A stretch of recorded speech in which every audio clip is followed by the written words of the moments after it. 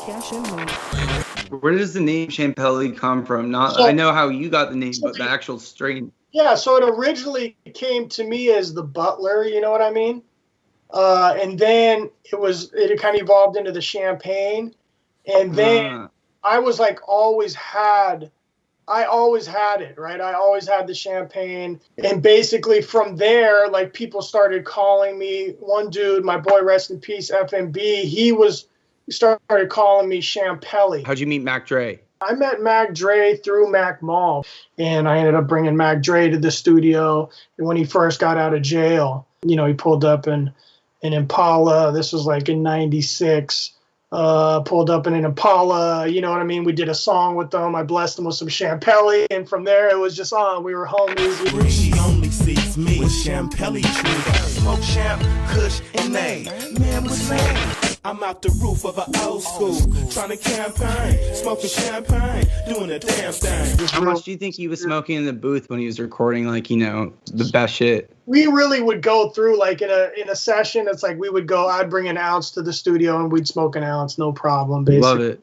And yeah, it was like, you know, everybody's just rolling joints and it'd be easy ounce probably, you know. What happened with you and Lil' Kim? Because I've seen a archival video clip. Champelli, Larry, Little Kim.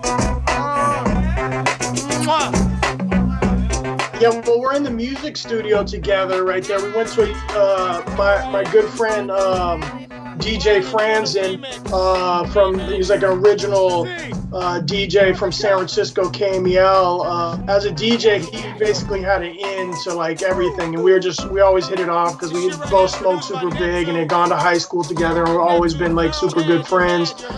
He invited me to go to New York to Puff Daddy's Christmas party. So we went to, like, I have to mention, was like... That sentence. 617, Puffy's Christmas party in the midst of bosses. To cap it off right quick with the super capper. The Laird.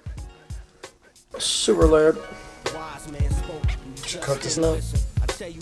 And we ended up getting invited to a Little Kim session. Did you just hear Snoop? Hold on, did you just hear Snoop? He said he had to pop his rhymes.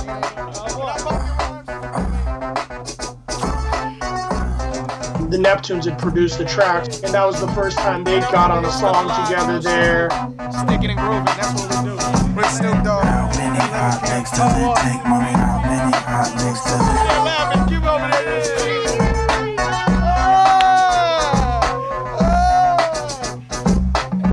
A lot of fun. Snoop must have hit the Champelli, right? Snoop was, he was smoking the whole night. We just kept rolling him up and passing. Snoop was freestyling about the Champelli. Yeah, he was freestyling about the Champelli. Yeah, I was at the telly. Then he came through this motherfucker with a bag of Champelli. He put it in the A, said, doggy, would you tell me? I got a bad bitch with an earring in her belly. It was real organic for sure. The heart of the shit as it's happening. Yeah, right. Champelli.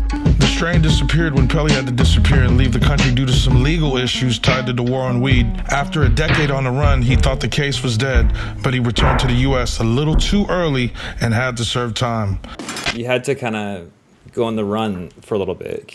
What can you tell us about that experience or what happened? And I kind of got tied in through music and through cannabis in a way to some people that had, you know, had stuff going on that, you know, ended up affecting me legally. You know, they ended up having a RICO case because of what they had going on in their circle. You know what I mean? And I just happened to be kind of like guilty by association. You know what I mean? I was always like the chill, hippie, weed smoking sort of San Francisco dude, you know, doing music, this and that. And it just kind of carried over. And basically, you know, I ended up kind of getting the word when the case all started happening, like, hey, yo, if you could leave the country now, it would be a good look for you to just basically leave the country. You know what I mean? Shit. So you hightailed it out of there? I hightailed it out of the United States and San Francisco and basically left my whole life behind. I just built a big major recording studio.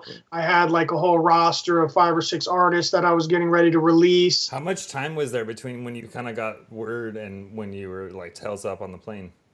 I mean, shit, man. I mean, you know, it was like literally like a month at the most, basically. You know what I mean? I had to try to like close out all the stuff I was doing. How long were you on the lam, so to speak, outside of the U.S.? It was 8 years, damn near, almost 9 years. You know what I mean? Yeah, Popping around Europe? Yeah, I was in Europe. Yeah, I was in Europe for like 5 years, and then went to Mexico. Actually, I came back, wrongly assumed that maybe the statute of limitations had maybe passed, or I didn't really honestly know what was going on. I was just told to leave, and I'd hired a lawyer when I was gone to try to look into see what my charges even were or what it was.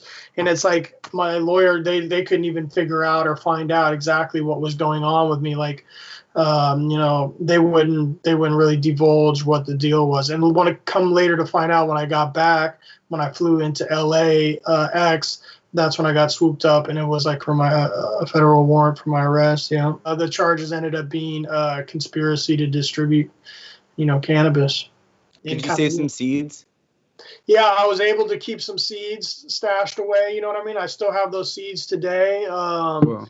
And I had a couple friends that saved some seeds as well. So I managed to have that little collection of seeds, So I still have those, and I've really been just kind of waiting for the right situation in order to really crack those off. Cash and money.